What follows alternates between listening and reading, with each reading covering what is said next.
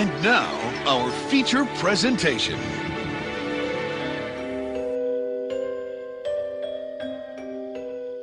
I like it spooky.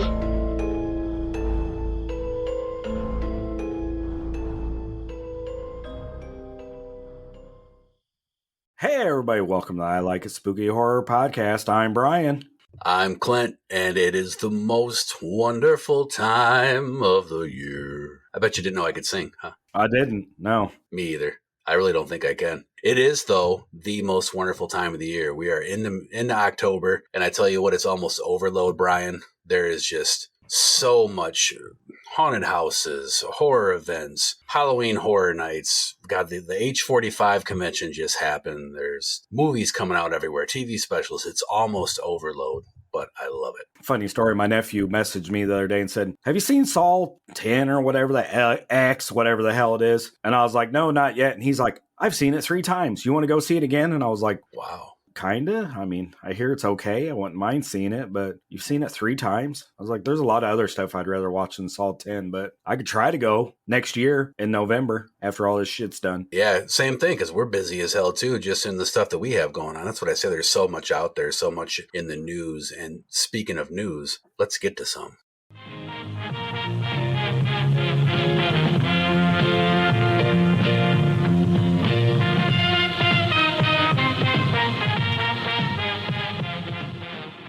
So my news, surprise, surprise, is about The Last Drive-In. Hey everybody, have you heard the news? Joe Bob is back in town.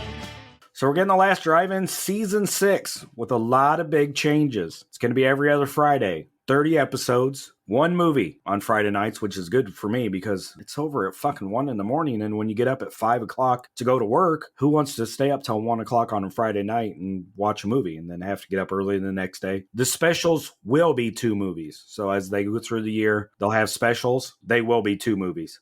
You said every other Friday or every Friday?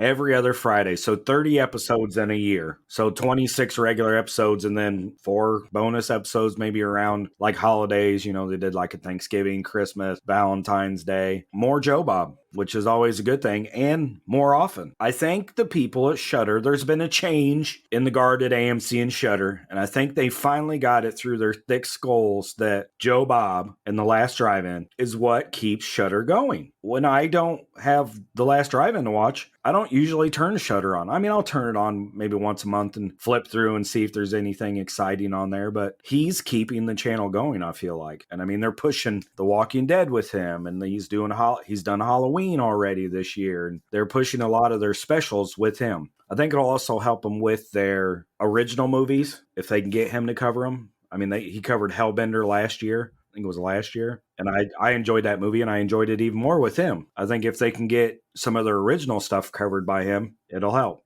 I think it's a more sustainable business model. It just makes sense. And then I wonder, too, if it plays into, I brought up a couple times recently when we talked about Joe Bob, about his age and getting older. I wonder if maybe that's part of it, too. So it's not so, it's just more even paced, not so much at once. I think it's actually a really good thing. So I don't know what other people are going to think, if they're going to miss the binge, but. Yeah, a lot of people I've heard, they're not upset, but they're like, oh, I'm going to miss my Friday nights cooking and setting up the projector and chatting with my friends online. It was an experience. And I was like, it can still be that. It just, it's going to be 2.5 hours instead of 5 or 6 hours. 10 weeks. It's going to be all year round, which that's what we want. We want more of it. And then hell, when people that still want to do that for that longer experience that they're used to, then just when Joe Bob ends, just show another movie that you like. That was one of the fun things that I would do sometimes if I could stay awake, is there was always the movie after. So you always kind of tried to stay awake and see what the movie was after. And there was one night I stayed up for like 2 movies. It was like 5 in the morning I went to bed. So that's always kind of fun because you don't know what it is after. So what about you? What do you got for news? So mine, kind of like the last episode, I chose something that's a little bit more of a discussion. It's not necessarily news. This came from an article from early September from comingsoon.net. It's not necessarily horror related. In fact, it's not, but it's rather a take on the current state of filmmaking. This is from a recent Hollywood Reporter interview where they interviewed School of Rock director Richard Linklater. He said that he thinks the current state of indie filmmaking has gone to the algorithm. and he asks if there is a new generation that really values cinema anymore. He said, quote, "With a changing culture and changing technology, it's hard to see cinema slipping back into the prominence it once had. I think we could feel it coming on when they started calling films content, but that's what happens when you let tech people take over your industry." I just thought it was an interesting take. I read through the article and I thought, hey, this would be something cool to discuss real quick on the news, on the show here. So what do you think about that? Well, I think we've talked a lot about it with Leah from Mishmash about content on our social media stuff like YouTube and TikTok, how a cat video or something stupid that we feel like isn't entertaining gets 100, 200, 4 million views. And then you put something out that you feel like is interesting and it gets like 40 views. So it's like, what are people looking for? And again, it's a lot of tech people because they know how to do the filters and all the other stuff, but they're not really classically trained actors or actresses or theater people or probably even have any acting skills. They're just, I don't want to say they're people sitting at home making stuff to throw on the internet to make money. I don't feel like there's a passion involved for them. It's I can make money doing this. I'm going to do it and put it out. I mean, there are a few people that you come across that do put out amazing stuff that I genuinely enjoy and watch. Richard Diaz that does all the releases for physical media. I watch him. He's great. I mean, there's a guy that's got a website called Disconnected that puts out all kinds of stuff about physical media again. That's great. But yeah, a lot of it I feel like is just people putting out content to make money. There's no passion behind it. As far as the social media stuff, I agree. This is kind of a silly example, but I posted a post the other day on my Facebook page, and it was a picture of me that my daughter took. She's on the yearbook staff at the high school now, and I went to the homecoming game because Boots wanted to go and hang out with her friends. And so I was like, all right, I'll go hang out. Not my scene, but I'll go. And so my daughter snapped a picture of me sitting in the stands, and I posted it and said, here's a rare picture of me doing something normal. And I got probably the most reactions and comments and stuff like that I've gotten in a while. But then I'll craft a well put together post for something in the industry or something for our show or whatever, and I'll get a minimal amount of reactions. So it's crazy. As far as the filmmaking side of that, I agree to a point. I think it goes along with what I've said before, and that is the attention span keeps shrinking in general. So I think people just aren't up for something of substance right now. You take Barbenheimer.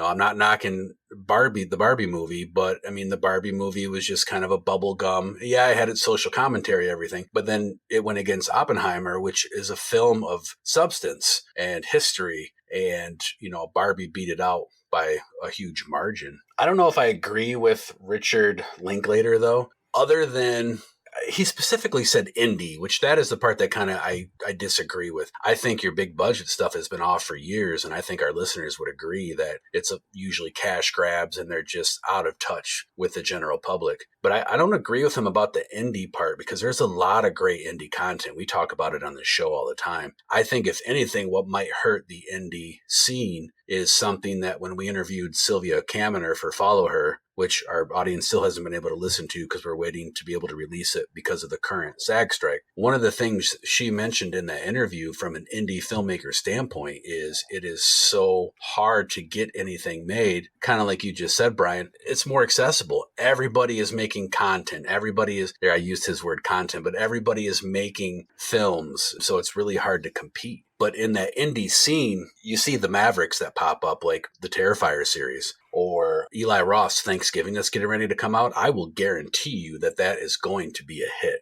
And that's coming from the mouth of someone who does not like Eli Roth. So, yeah, I think it's more saturation when it comes with film. Well, I think Terrifier is a perfect example, though, and not bashing anybody that has anything to do with those films. But we got the first one, and as a horror fan, I love the first one. It's simple, it's to the point, it's gory, it's what I want. Short and sweet. And then you get to the second one, and I feel like the first one did so well, some of that outside pressure was on him to make this movie longer and gorier, have more story that it didn't need. But I think some of that outside pressure from people and probably the industry pushed on him, and I didn't enjoy the second one. I found myself at times on the second watch fast forwarding through the parts that were like, okay, they're talking. I get it.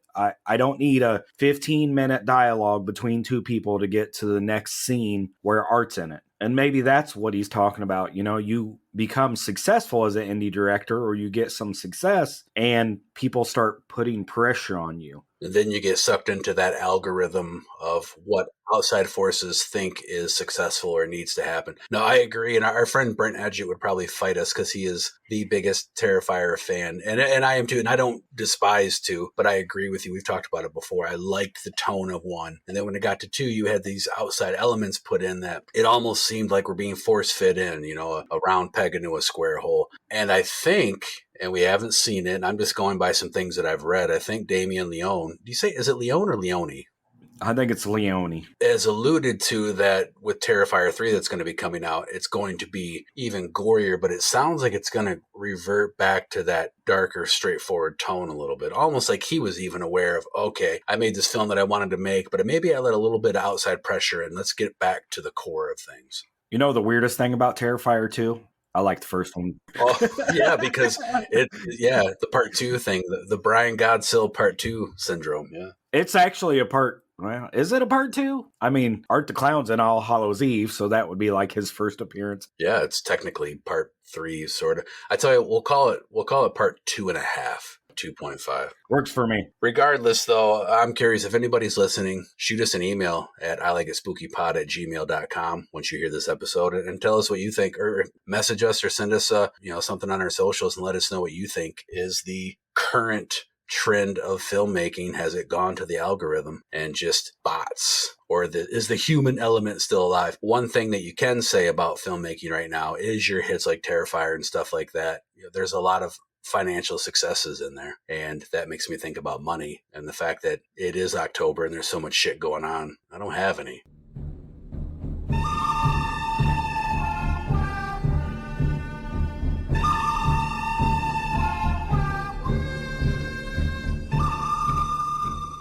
This month, probably every month. Yeah, every month. I'm an idiot. So I had to order Boggy Creek again because I ordered it on 4K and then I realized I don't have a 4K player. I thought I had a PS5. It's a PS4. My son has a PS5. I bought it on Blu-ray. It came with another autograph, another beautiful slip. Great movie. Haven't watched it yet. I think Finley and I will probably sit down one day, towards the end of the month and pop it in and watch it. She watched the second one with me and really enjoyed it. And the first one's better. Again, another movie that I like the first one better. Again, if I have a chance to watch something on VHS, I will. If I could use a rotary phone. I still have my flip phone. I use it as a fidget spinner. But anyway, are 4K players expensive? I don't even know the price of them. About $200, $250, unless you can find one at the pawn shop, and then you could maybe grab it for $50 to $100. Now, will a 4K player play Blu-rays and DVDs, things subpar, or is it specifically 4K?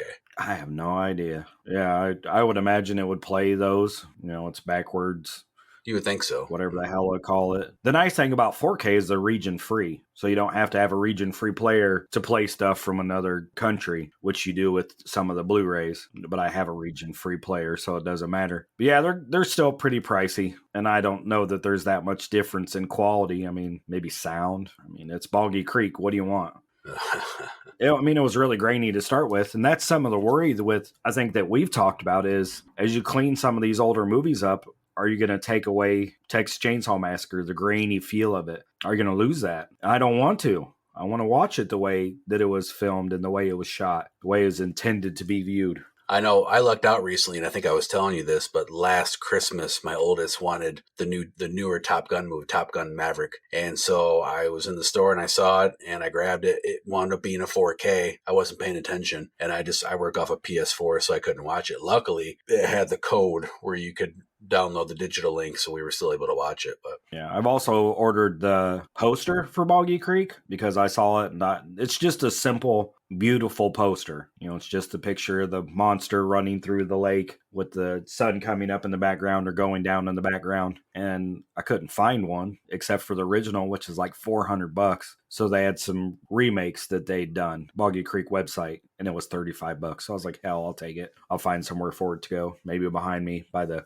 spooky banner. If anybody wants a copy of Boggy Creek on 4K, Brian might be selling his, and he'll even autograph it, which means it's going to degrade the price. It's going to drop the price. You'll get it even cheaper. Then I got my Vinegar Syndrome order Curse of the Screaming Dead, old Western looking kind of movie. This is the one I'm interested to see, and I've heard this is good. Ghost Nursing. But I heard it was good from Brian Clark, so. What's odd about Brian Clark is him and I agree on things on films that I've seen, but I am leery about things that I haven't seen. If he's like, check this out, I'm like, oh boy, I don't know. That's my go-to when I'm like, I want something really weird to watch. I just shoot him a message. I get something really weird to watch. Usually something that I haven't opened from Vinegar Syndrome. Then we got Arnold. I don't know, maybe Arnold's a vampire. Looks like it. Evil Judgment. Donnie's Bar Mitzvah. I don't think it's horror, but it looked fun. And it's old VHS kind of looking tape. I don't even know what to make of that based off the visual of that.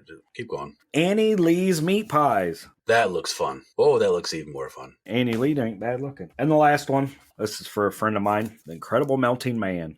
Oh, it's beautiful.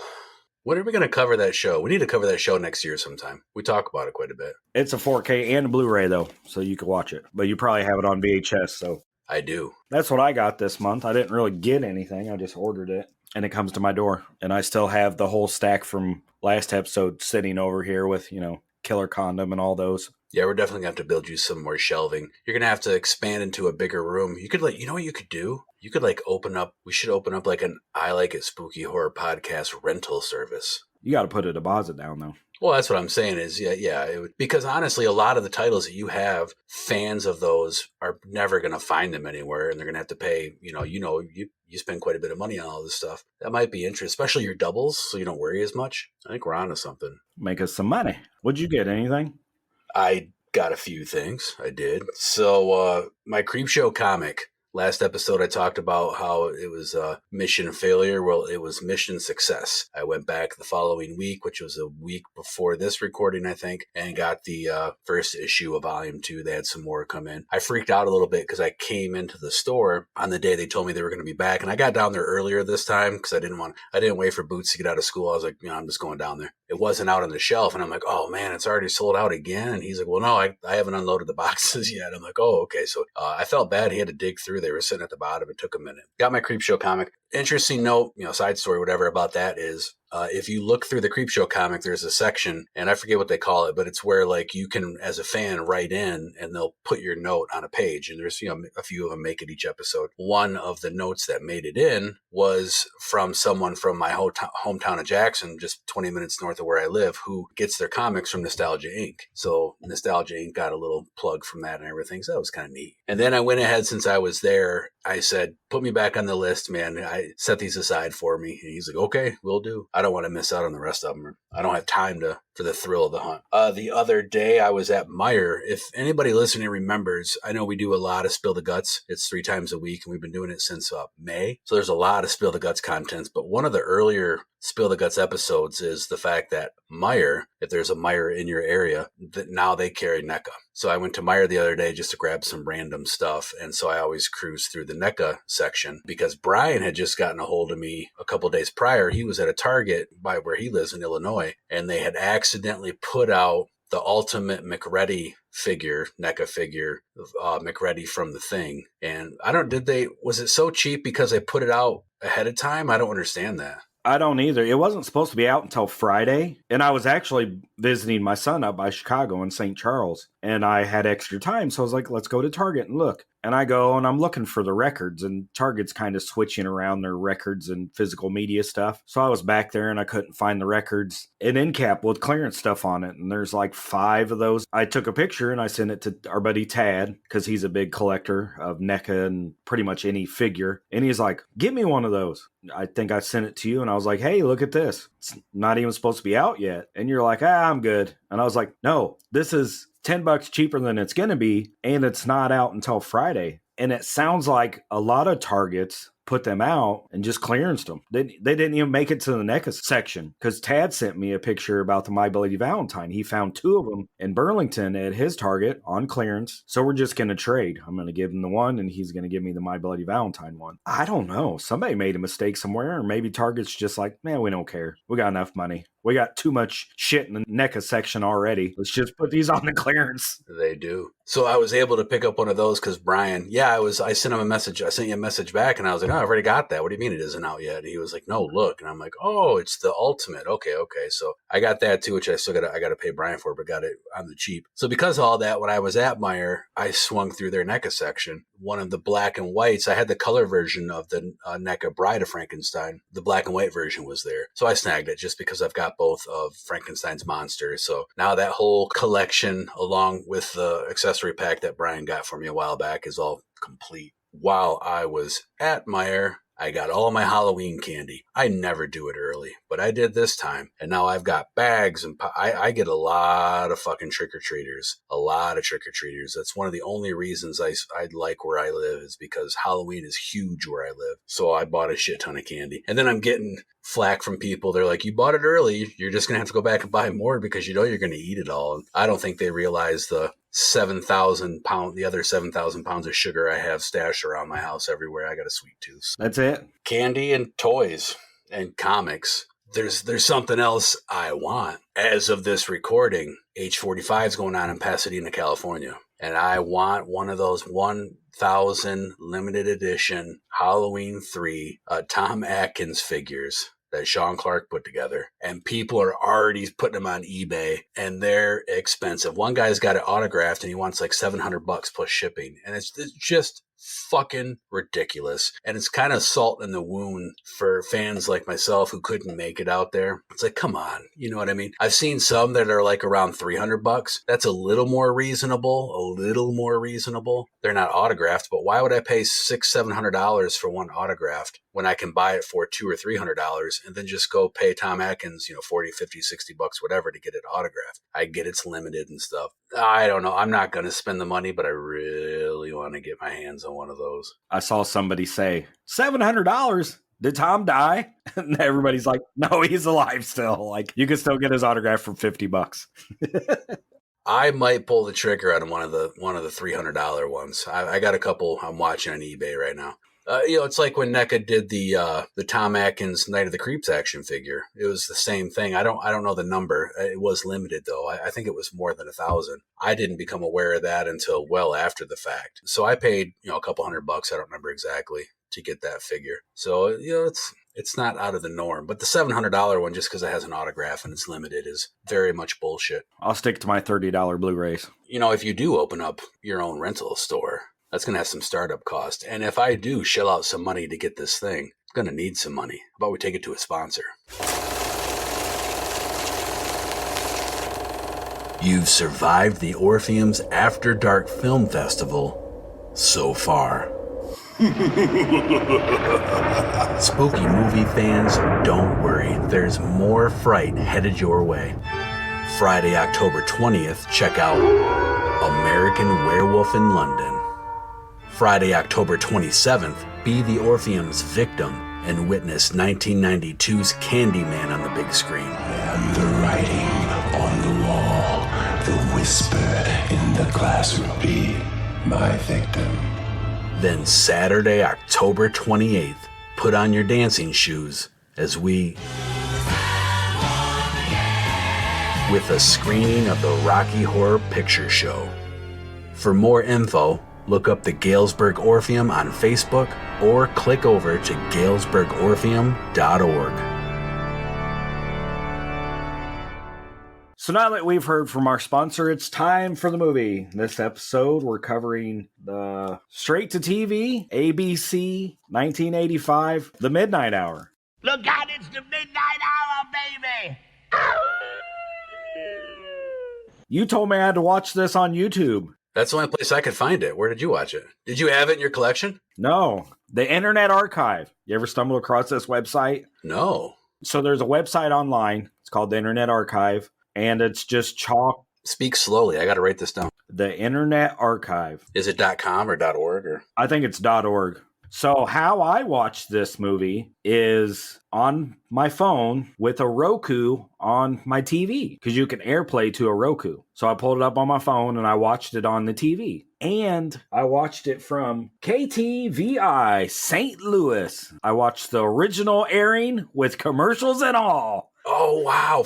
And it was a blast. The commercials from that era, from 1985. Oh, I'm jealous. I was like, this movie's an hour and 57 minutes long. Lord, what the hell am I watching? And then I get maybe 35 minutes in and it cuts a commercial for Denny's. Check out Denny's Grand Slam Breakfast.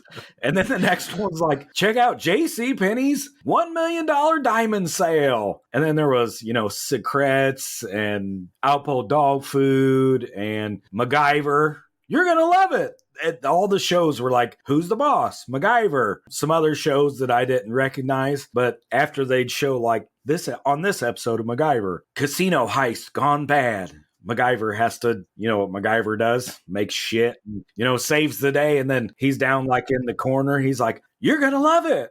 So I was like, okay, even if the movie wasn't, it was confusing and I kind of got lost. And with the commercials, I was like, this is a fucking blast. Like to sit and watch this with the commercials like you would if you were 7 years old or 10 years old I think it would have been 7 when it came out. I was like, okay, this is fun. I am jealous. Yeah, I watched it on YouTube and I am jealous because, again, whether you did or didn't like the movie, that had to have transported you to a whole experience, so that is really cool. You're right, though. This was made for TV, made for ABC TV. So when you hear that, it's almost instantly off-putting, which I think for a made-for-television movie, this has actually had some scary parts when you think about it in that context. But what's also interesting is, depending on where you look this film up, it's listed as a horror, as a comedy, as a sci-fi, as a romance, it's like every subgenre you can think of, this movie exists in. Yeah, there was some parts that I was like, oh, it's getting a turn now. It's going to turn. It's going to get scarier or get better. And it would let me down again. It would go back into the story. And I'm like, damn it.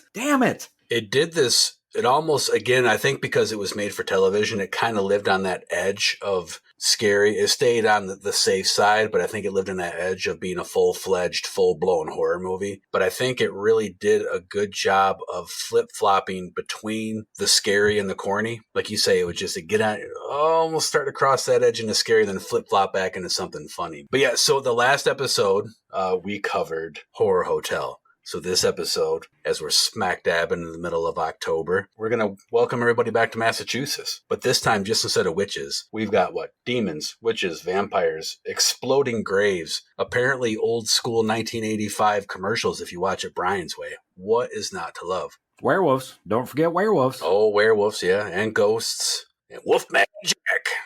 Amazing cast. I mean, how do you get all these people in this movie? Well, I'm glad you brought that up. Let me run down the list. My notes are actually a few pages longer this time just because of that. So, in this movie, you can hear my paper here. I usually try to make it so you can't hear the paper, but there's a lot of them. It's loaded with stars. So we got Sherry Belafonte. You got LeVar Burton from Reading Rainbow and Star Trek, but from Reading Rainbow. You got Peter DeLuise from the original 21 Jump Street. You got Kevin McCarty from the 56 and 78 Invasion of the Body Snatchers. Dick Van Patten, Dee Dee Pfeiffer, Michelle Pfeiffer's sister. You got Hank Garrett, who was in Amityville and Death Wish. Kurtwood Smith, who, if you don't know the name by the name, Kurtwood Smith, come on, RoboCop, Clarence Boddicker. Red from that 70s show. Dumbass. And then, of course, you got Wolfman Jack. I wish I could do a better impersonation of him. Yeah, loaded cast. And it aired at a weird time. I looked up the airing time. It aired November 1st from 9 to 11 Eastern. What are they doing? Right. So this film, which if you haven't seen it, you'll figure out here as we get into the discussion, but it is a Halloween movie. It's about a Halloween party and some monsters come back from the grave. So it was weird to hear that it aired November 1st, but I figured out why. I went back and looked. I was like, what day was Halloween in 1985? In 1985, Halloween was on a Thursday.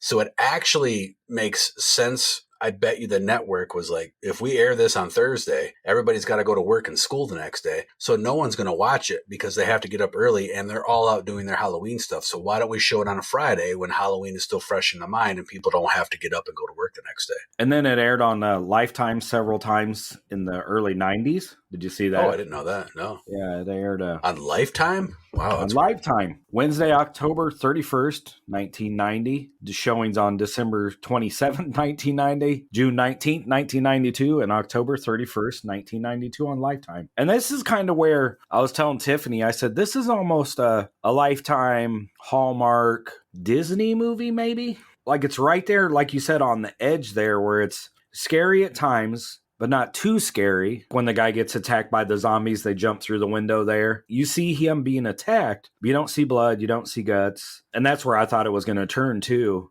But yeah, there's a couple of those where it's just scary enough, but it doesn't get too scary or too bloody or too gory. And the last story, because it kind of goes in segments, it has each little story. That last story is definitely a Lifetime Hallmark Disney kind of story, which I think was the best story, but that's neither here nor there. I know. I'm curious to hear what you thought when the movie opens. It opens on this kid getting ready to go deliver newspapers on his bike. This is back when kids still did that. And it was really jarring because he's sitting there bundling up his newspapers, putting rubber bands around him. And then all of a sudden, he sticks a baseball card to the back spokes, the spokes in his back wheel, like we did when we were kids. I know I did. I don't know if you did, Brian, and he kind of runs the wheel forward and he gets his hand caught in there and it cuts his finger or whatever. And right when it did that and he sees the blood, it cuts the midnight hour and Wolfman Jack's going, "It's the Wolfman talking about midnight hour, baby." And then it goes right back to the kid loading up the rest of his newspapers. And it was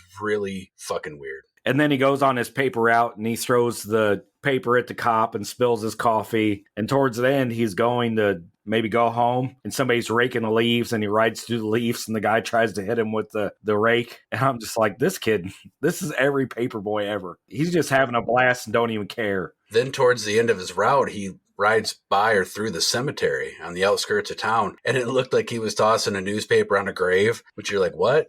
But then all of a sudden you see the grave digger or whatever is there and grabs it. The kid had on a skull mask too. He puts on a skull mask. It's Halloween. He's riding around delivering papers, but it looked just like the skull mask from Halloween 3. I don't think it was, but it looked just like it. Now I want to deliver some papers just to throw them at people. Make some extra money. Just random people walking down the street, just hit them in the head with the paper. When he goes to the graveyard, did you see they had, basically you could tell there were fog machines buried under mounds of leaves on the graves. It was so cheesy. They were trying to create this whole early morning fog type stuff in the foggy cemetery, but it was just flat out just smoke just rising up in this thick stream from all the graves. It was bad. Yeah, this is the weirdest cemetery in the history of mankind, because when the kids go back, it's like foggy on fire, maybe? Like, it was weird when they go back to get the costumes or whatever. The kids finally go back. They decide, so it's a group of kids, they're having a Halloween party. They decide they want to go get the costumes from the people that were witches.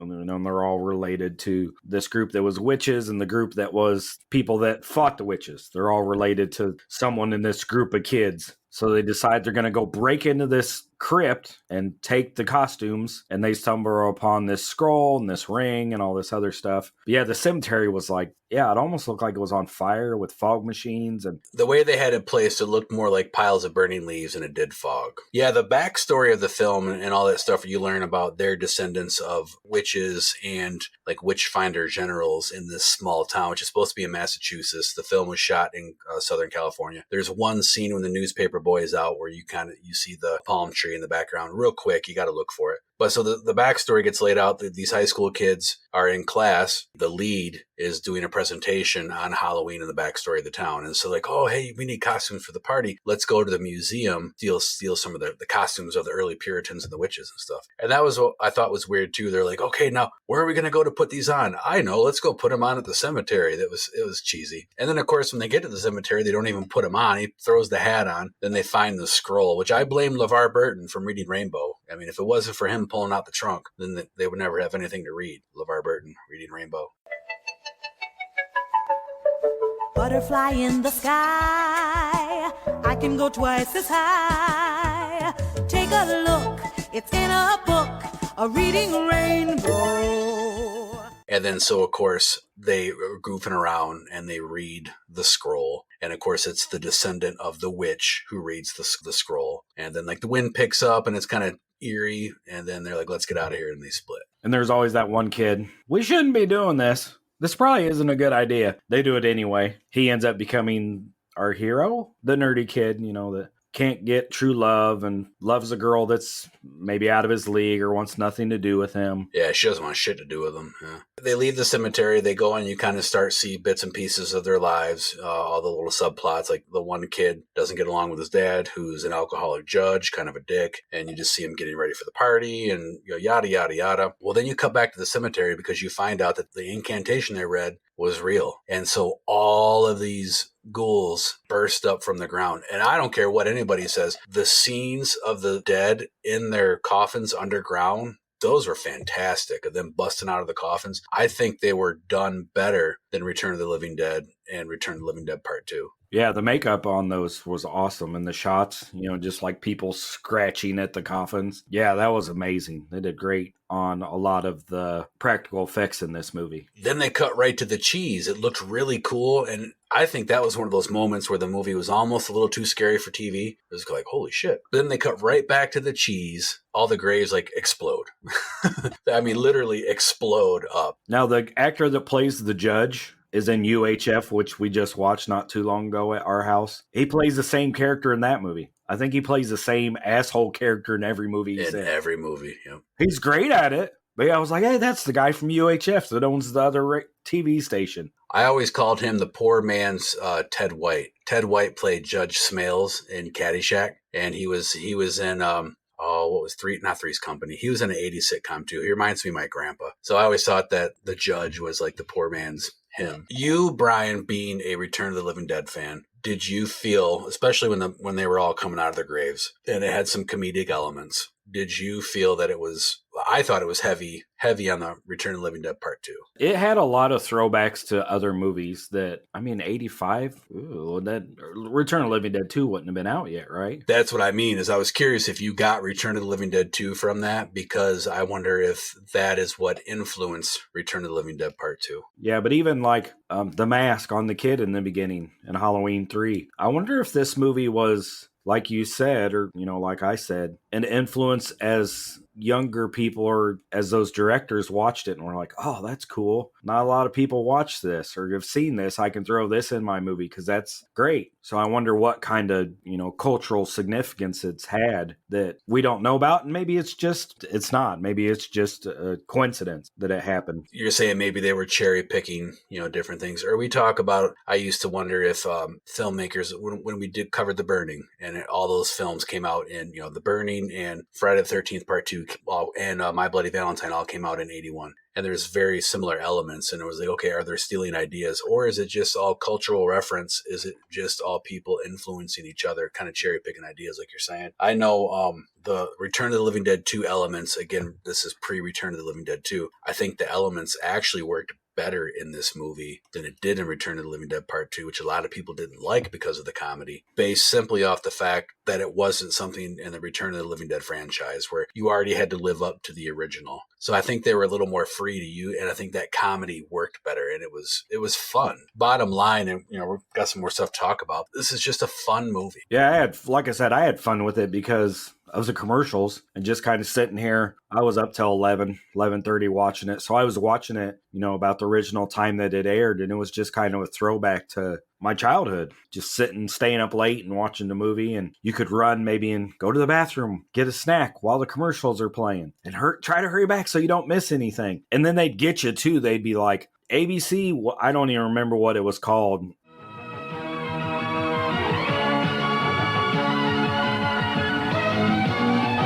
Tonight, an ABC premiere presentation.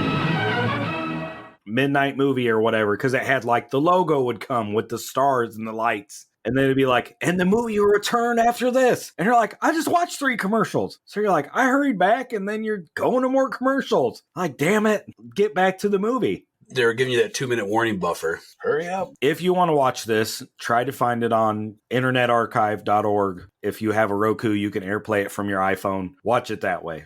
Just set your phone down and watch it on the TV. I mean, you can watch it on your laptop too through internetarchive.org. But yeah, definitely watch it that way with the commercials. It's so much fun. Yeah, and currently you can't stream this anywhere except YouTube. So if you don't own a physical copy of this, or if Brian ever obtains it and starts his rental business and you can't rent it from him because I have it, the YouTube version, it was a pretty clear version. Real limited commercials, but not the fun stuff that Brian's talking about. You have it on VHS for Blu-ray.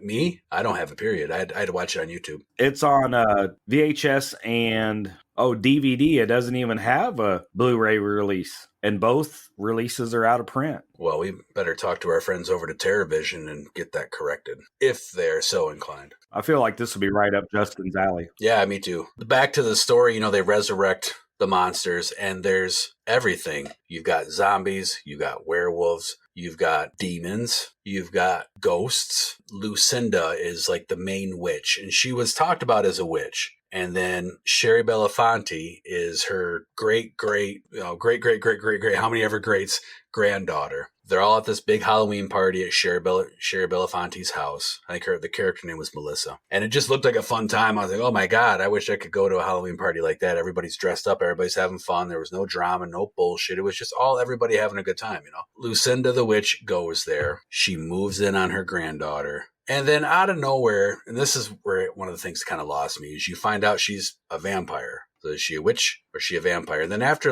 you realize she's a vampire, the whole witch thing just kind of went out the window, and a lot of it was vampires. The scene where Sherry Belafonte's Melissa character's in the wine cellar in the basement, getting some wine for Dee Dee Pfeiffer, who is like the substitute teacher at school who just showed up and started drinking. I'm like, oh, that's a cool sub. Lucinda moves in, bites her, turns into a vampire. And I love the theatrics of it. The red wine's bursting everywhere. I got the visuals. It was kind of cool. But you had these floating wine bottles, and it was just odd and didn't make sense. My favorite part about the party was the little zombie, maybe skeleton guy. He's drinking out of the bowl, the punch bowl. Puts his face down there and is lapping it up like a dog. I was like, can we say midget or is it little person now in the PC world? I have no idea. He drank it, and then the kid gives him his sunglasses. He's like, hey, you need these. That was probably one of the funnest parts of the movie, was not everybody that got resurrected was out to kill people. Half of them were just wanted to have fun. There's a zombie couple making out, and the kid's these two are making out right next. He doesn't realize they're a zombie couple, but he can't get nothing, and these two are just making out like wild animals next to him. Yeah, the one chick wanted nothing to do with him, and he's like, man. And then so Sherry Belafonte, who's a vampire now, is making out with LeVar Burton. The zombie couple's making out, and he's like, I'm out of here, I'm leaving. What's funny is when the zombie couple, I don't know if you caught it, but when they first started kissing, they immediately checked afterwards to make sure their lips were still there. Did you see that? It was, yeah, when they're like, oh, okay, they're good, they're still there. Yeah, that was great part of the story, is that not everything that got resurrected was out to kill people, and you find that out maybe a little later that explain that. Yeah, it's not everything is going to kill people when it comes back to life. Some of it just wants to do what it didn't do when it was alive, like fall in love. Which was a really well-balanced and great subplot, I thought, to this whole thing. One of the subplots that actually helped drive the story. But real quick, since we were talking about Lucinda biting her great-great-great-great-great-great-granddaughter, I don't know if you caught this, but one of the things I had issues with was Lucinda, she's the witch, and then you find out she's actually a vampire. Maybe she's both, whatever. She comes back from the dead, and she has color tone to her skin. And then after she bites and turns Sherry Belafonte into a vampire, then all of a sudden there's a scene where she's pale. And then the next scene, she has color again. And then the next scene, she's pale. I think that must have been a continuity goof, because it was just kind of weird. It was one of the things I noticed that was jarring to why is she this now? She's a different color, and it was odd. Yeah, if anything, you'd be pale before you fed, and then you'd get color afterwards. That's what I was thinking, and it almost worked the opposite way, and then it just started bouncing all over the place. LeVar Burton didn't mind. No, he didn't care.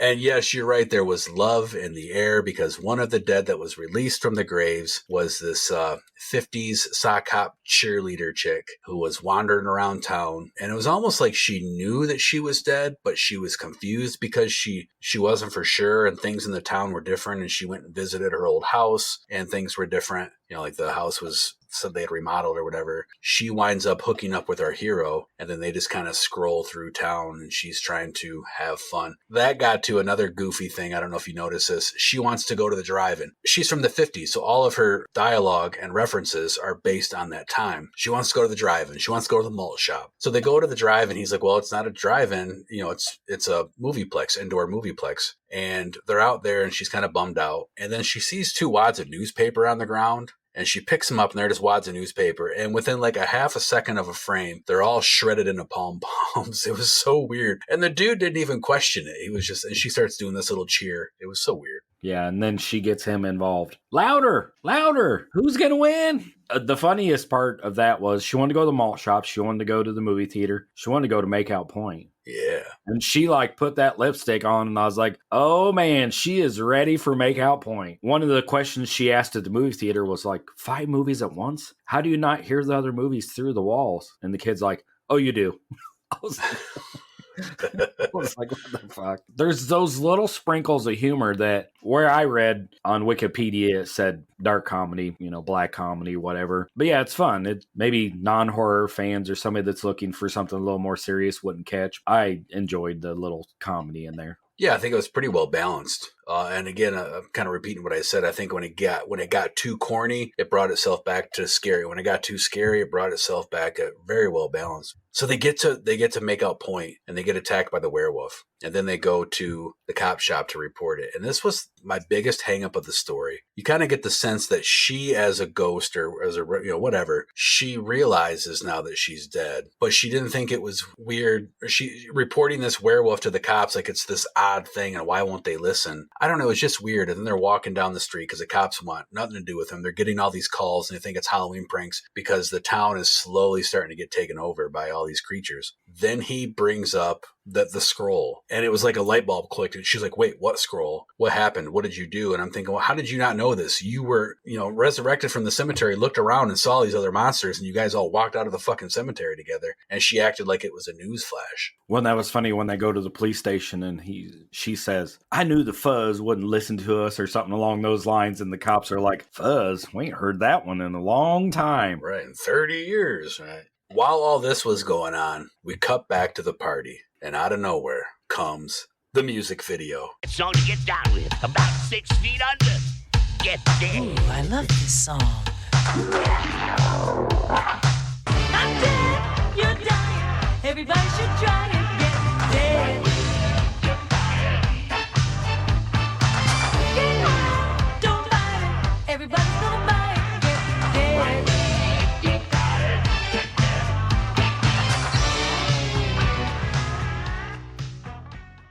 A song made just for this movie, and it's this whole thriller style type dance number, and it's glorious. I fucking love it. I don't care. And it made sense because they're at a Halloween party, so I didn't think it was too weird. It was fun. And Boots is watching this with me, and she's like, I didn't know this was going to be a musical. And so I had to explain to her the time frame. Thriller was out and music videos were huge. And this is back when you had giant dance number routines for just about everything. It was great. It was fun. Do you have any idea what the budget was for this movie? No, I couldn't find anything about the budget. I could only imagine it had to be pretty big because based off the stars, based off the soundtrack.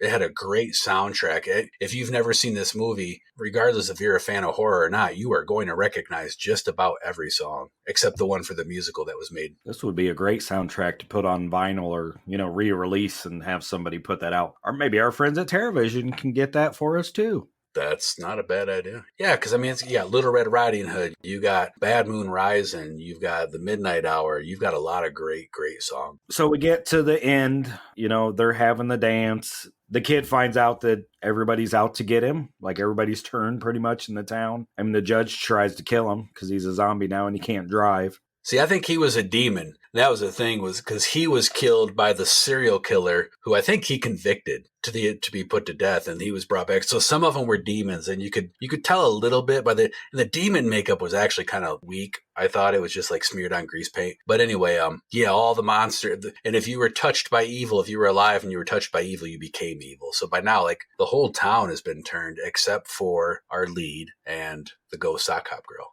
And they go to the party, right? And they realize that everybody's turned. And then they start getting chased to the cemetery.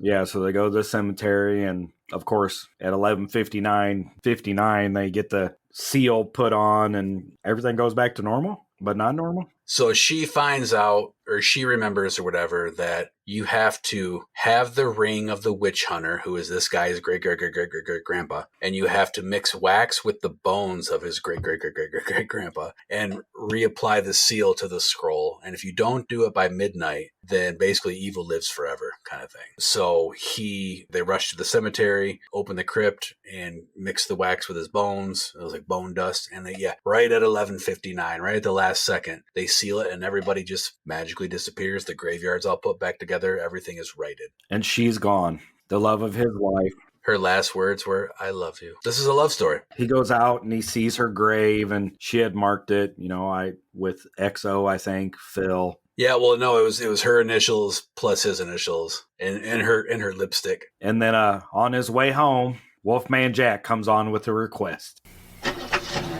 Hey, the first caller after midnight on the Wolfman's dedication line is a young lady who really wanted to make sure we got this right out right away. It's from Sandy to Phil.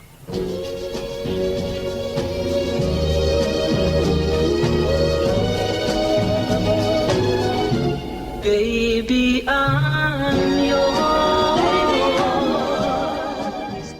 So I had fun with this movie. It took me a while to get into it, but yeah, I had fun with it. And the commercials helped a ton. Just kind of a transport back to my younger days, watching TV like you used to have to watch TV. Now people are like, oh, commercials, I'm not watching that. Yeah, it's again, we're smack dab in the middle of October, and this, I think, is a fun Halloween movie. I think this should actually be like one of those Halloween tradition movies. We do this a lot on this show. I don't even know if it's on purpose. Well, it's not on purpose, but we keep going to these movies that are safe for everybody to watch. They're edgy enough where the adults are going to enjoy it, but they're safe enough where the kids are going to be okay with it. They might get a little scared. This is one of those great movies you put on while you have everybody over and you're carving pumpkins, or you're decorating your house, or you're getting ready to go out to your Halloween party or your local haunted house, and just get you in the mood for Halloween. I was thinking last night, I was like, man, Clint's taking me on this trip of horror movies that are gateway horror movies. This is a gateway horror movie. This is, 10, 12-year-old, maybe even 8 or 9-year-old kid could sit down with their parents, watch this movie, ask questions, not be too scared, not wake up at night. There's no nudity, there's no blood or guts, there's no cursing in it. And again, something you could put on every Halloween and watch. Remember a couple months ago when we were like, let's cover Demoniacs. Well, we didn't pick it, but let's cover with Brent Edgett. We watched all those shock cinema stuff like Last House on the Left and women getting raped. And now we're on the bottom of the roller coaster. When are we going to start ticking back up? Well, I think the movie we have planned for the next episode takes us back in that direction a little bit. Actually, the next movie we're going to discuss puts us back in that controversial realm, because the movie we decided, which is Halloween themed, it's very divisive. People love it or hate it. I can't wait to talk about that one. I know some people it's going to piss off, which is going to be fun. But yeah, right now we're in nostalgia land. We're like, hey, happy fun time Halloween movies. It's fun. This is something I'll put on sometime with Finley and Tiffany and sit down and watch it. I'm sure Finley would be like, what the hell's this? Maybe she won't say what the hell's this, but when the Denny's commercial comes on, they're going to be like, what is going on here? I've heard her swear. She'll say, what the hell is this? I've heard it. Yeah, she might. So what do you think? Should we rate it? You got more trivia? No, it was actually, there wasn't a lot on Internet Movie Database, and nothing extra that I knew of. Nothing really substantial. So where I read about this movie, one of the other things that was said that I thought reminded me of you was there's some likening to children shouldn't play with dead things. There is. I was going to bring that up and I forgot. I'm glad you said that. Yeah, the intro, as far as them going to the cemetery and dabbling in witchcraft, it was a little influenced by that, which is, I love children shouldn't play with dead things. Like you said, some thriller, maybe a little grease in there too. A little bit. A lot of fun stuff sprinkled throughout this movie. What would you rate it? So if I had to watch it without the commercials, I'd probably give it a 5, which is really low for my ratings. But with the commercials, I gave it a 7 out of 10 songs from Sandy to Phil. Oh. So I had fun with it. I mean, it's one of those that I could, like I said, sit down and watch with the family, throw on in a group of friends. It would be fun, especially if they're friends that are, our age or close to our age, because you'd get the throwbacks with the commercials and you'd surprise them. You wouldn't even tell that the commercials were in there. Watching it, and then a Denny's commercial pops up for chicken fried steak. And then you're like, what the hell? I have recorded VHS tapes from when I was a kid where like they would show Nightmare on Elm Street 3 and I would record it. And every once in a while I go back to watch those just to watch the commercials and remember what was going on at my local radio station and Halloween that year or whatever. It's fun. So what about you? The commercials thing, I'm going to do the same thing as you because I didn't know that existed. In fact, I'm going to go watch this again the way you watched it just so I can experience that because that'll be great. This is a great movie. It's a fun movie. It should be a Halloween tradition movie. It's got a great soundtrack. It's actually fairly well acted. Like, I don't have an issue with any of the acting. I've got to hang up with some of the continuity stuff and some of the concepts. But all in all, it's great. I didn't even think about the children shouldn't play with dead things reference or influence. I almost view this as like a PG, we'll say PG version of Night of the Demons, which I don't know if you agree with that. It's a little odd, but it's kind of in that vein. I'm going 7. I'm going 7 out of 10 different monsters because this was loaded with like every different fucking type of monster you could think of. But if I had that experience of the commercials, I'd probably go to 8, 8.5 just based off that. Fun movie. I've seen it half a dozen times and I will definitely be watching it again. And I actually, for whatever reason, maybe it's just me getting older, but I appreciate it the more I watch it. When I watched it last year, I was like, man, this is better than I remembered. Then when I watched it a couple days ago before this recording, I was like, man, this is really good. Each time I watch it, I enjoy it more and more. Yeah, I feel like this is definitely how some movies are, you put it in, you don't really prep yourself for it. I feel like this is one of those, you have some drinks ready, whatever you drink, soda or Kool-Aid or whatever, if you like alcohol. You have some popcorn, you have some snacks, you sit down and watch it with your family or by yourself, but you prep for it. Chicken wings or something. I went and got some cheeseburgers from McDonald's because I was like, I'm kind of hungry and I want to just sit here and have a Diet Coke and watch this movie. What the hell is wrong with you? This is a Halloween movie, so you need popcorn mixed with candy corn and you need candy apples. Well, I'm fat and diabetic, so I just ate the meat off the cheeseburger. Oh, I get it. I didn't mean to call you out there. Sorry about that. That sounds good. But no, I can't have that. Yeah, again, I went 7 out of 10 different types of monsters, and it would be 8, 8.5 if it was the commercials. But I know something else that's full of a bunch of different types of monsters. Our podcast network, the PFPN.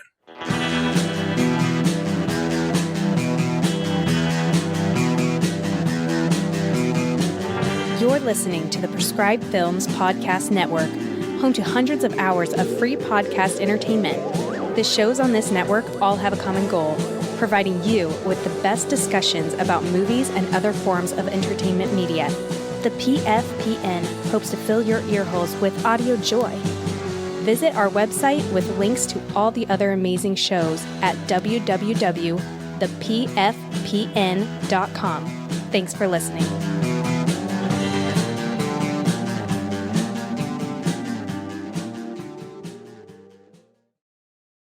So now that we've heard from our podcast network, it's time for this day, or this week, in horror history. A date which will live in infamy.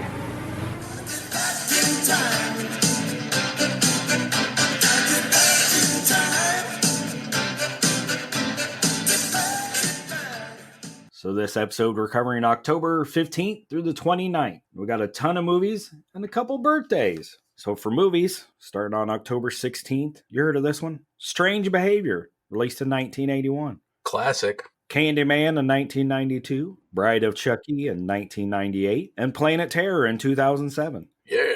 2 of those will be shown at the Orpheum this year, Strange Behavior and Candyman. One's already shown, and Planet Terror was covered on our podcast. We covered that. What about October 18th? Month and a half, 2 months ago. Motel Hell, Farmer Johnson's Fritters. What do you mean? That's a classic. I could have some of the fritters because I'm diabetic. That's not got sugar in it. I love that fucking movie. Don't you ever that movie? We're not friends anymore. Don't call me. Reanimator in 1985. And The Dentist. No, you like that movie. And The Dentist in 1996. I love Reanimator. That's a healthcare double feature. Doctor and a dentist, right? Yeah, it is. October 29th, 1982. Q, The Winged Serpent. Return of the Living Dead 3 in 1993. I love that movie. I know it's one of those controversial ones. That's a great flick. Terror Firmer in 1999 from Troma. I hate to say it, I've never seen it. I don't think I've ever seen that one either. And the original Saw in 2004. Has it been that long since the original Saw came out? Yeah, it's crazy. And they're still pumping them out. And then on October 20th, we have a birthday. 1882. Bela Lugosi was born. You know him. Yeah, I mean Dracula, White Zombie, Black Cat, The Raven, The Wolfman, Plan 9 from Outer Space. I was going to say, don't leave out the Ed Wood stuff. I mean, he's one of the main characters in the Ed Wood movie, you know, with Johnny Depp. Sad story. You watch that movie and you feel bad for him. Like, as famous as he was at the time, he fell on really hard times, you know, as he got older. And I think that's kind of what Strike is about now, is they don't want that to happen to future generations actors. Even though it happened, you know, 60 years ago, they're trying to prevent that from people putting in years of hard work and then being destitute. And then, of course, unfortunately with him, he turned, you know, to drugs. I've always looked at that period of his life, which was the end of his life, and looked at that movie and that story. You can look at it two different ways. He was already struggling with addiction, and he was lonely and depressed, and he didn't have a lot of time left. Did Ed Wood come in and allow him to ride out his final days with some sense of glory? Or did it aid in his addiction and maybe have, you know, Bela pass sooner? I always kind of look at it as the other. It allowed for him to ride out his final days in some form of glory. Some people look at it differently because Plan 9 from Outer Space and the original Universal Monsters Dracula are polar opposites. Hey, he got back to work and he enjoyed life for a little while. He passed by the time Plan 9 got popular and gained this cult following. It was called the worst movie ever made. But we've talked about this a lot. Even if you're doing the worst thing that maybe someone's ever seen, you're doing more than most people. And you're doing what you love and you're passionate about it and you're putting films out. So I hope it was that he got to act again and enjoy life and be around people and be happy before he passed. Absolutely. And I tell you what, I commented in the last episode where we covered Horror Hotel. That was a solid horror history lineup that you put together also. Usually they're kind of like, oh, that's cool. And then I'm like, well, whatever. But this is another one where everything you said was solid. Planet Terror, we covered a couple months ago. Of course, that was the demise of our former co-host Jason. Wasn't that Jason's last episode? Oh, it might have been. And that was a good movie. It was a good movie. He turned into a mutant at the end and we had to kill him. That's why he's no longer on the show. We kind of just let him live out the last of his days, like Ed Wood let Bela live out the last of his. So what you got going on? Anything?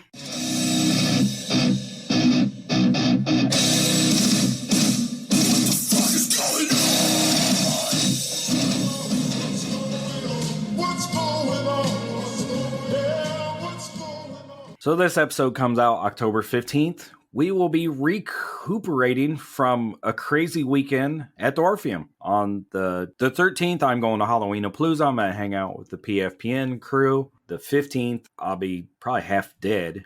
But then that next Friday, I plan on being the Orpheum on the 20th for American Werewolf in London. And then the next Friday is the Candyman, the 27th. And then on the 28th, I will be one of the judges for the Rocky Horror Picture Show costume contest, which is at the Orpheum. I think doors open at 10:30, costume contest at 11, movie starts at midnight. So that's always fun to watch Rocky Horror Picture Show at midnight. Way past my bedtime. Halloween will be coming up, so I'll be prepping for that. I get to be Bruno for Halloween this year. How scary is that? Bruno. From Encanto. What the fuck is that? I have a 5-year-old that runs things around here. So we're all characters from Encanto. You don't want to watch it. So my Boots, my youngest, she's 12. She'll be 13 soon. I loved experiencing all the children's movies and stuff with them as they were growing up. And some I felt I could stray them away from, but most we, consumed. But I am glad now because so much social commentary seems to get pushed into those things. I'm glad I don't know what the fucking Canto is. I am glad that Boots and I,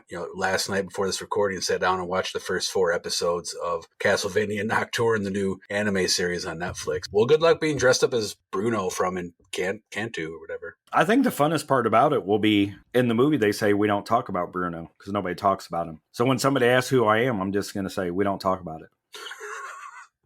If you do it right, you could add a little creepy element to that. He pretty much just a homeless guy that wears a shawl and has a rat on his shoulder. That's an easy enough costume to put together. some flip-flops and some sweatpants. I'm Bruno. You should add some dimensions to that character and do like a comb over, like a real thin comb over. I know that you don't have the hair to comb over, but you could probably get like a little something. Maybe draw them on there. That'd be cool. Like women draw their eyebrows on, you could do that. You could draw a comb over. But yeah, the second half of October is going to be time spent at the Orpheum and catching up on things that we couldn't catch up on during the first couple weeks because we were just so damn busy with, Vegas and Halloween-a-Palooza and the event at the Orpheum and just putting all this stuff together. Maybe relax and watch some movies. I know you got stuff to do, though. I got stuff going on. So you are going to be watching American Werewolf in London. I am going to be Ted and Heather from Ted's Marvelous Custom Gumball Emporium. We are hitting the road. We are heading down to Scarefest in Kentucky. And that is going to be October 20th, 21st, and 22nd. It's going to be my second year there. Had a good time there last year. Wasn't going to go this year. They upped their table prices for vendors. And I was just kind of doing the math. And I'm like, well, I don't know if I perform like I did last year, which wasn't bad. I'm like, is it going to be worth it? But Ted really wanted to go, and so we're splitting some costs. So we're heading down to Kentucky. What's cool about that is Netflix recently released their docu show Wrestlers on Netflix, and it's about OVW, ran by Al Snow, and that's in Louisville. It's not far from the event, and they're putting on a show that Saturday. I'm not going to have a vehicle. I'm riding down with Ted and them because he's got the truck and the trailer and all that. So I thought about seeing if Ted wanted to Saturday night go check out OVW. They do a televised show down there. That's going on. And then, of course, like Brian said, we're getting into Halloween. Now, shortly before Halloween, oh, man, I don't know if I want to announce this or not. I am dusting off my haunt gear. I'm tuning up the saw. I'm throwing on some fake faces from other people's real faces that I've collected over the years. And one of my many characters, if not a few of them, are going to guest act at least one night, possibly two, but I'm pretty sure just one, at a local haunted house about 10 minutes from where I live that I've been talking to about doing some things possibly. And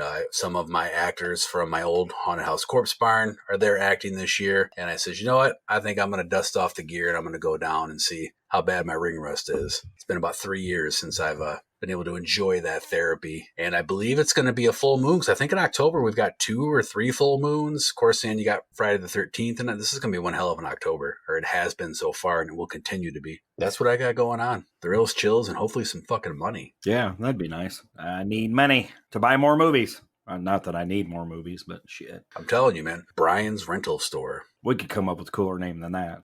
Yeah, I'm just starting. Just spitballing. And a better logo than my face. Even when I came up with the Spooky Boys logo and I did like the Pep Boys thing and I got your face on there, I still look at it and go, oh, shit. It's okay. It's just a cartoon. It's a characterization. It's okay. Yeah, I could wear this face. I don't even need a mask. Just be like, just put me out front by the road.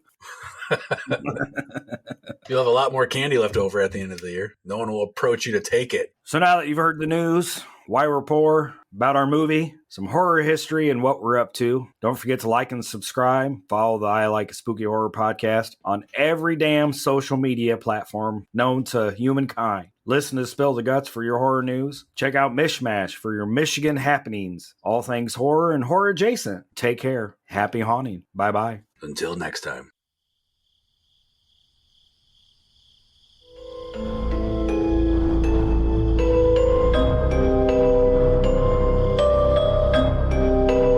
Hey, what's wrong with you, man? Show some fucking respect for the dead, will ya?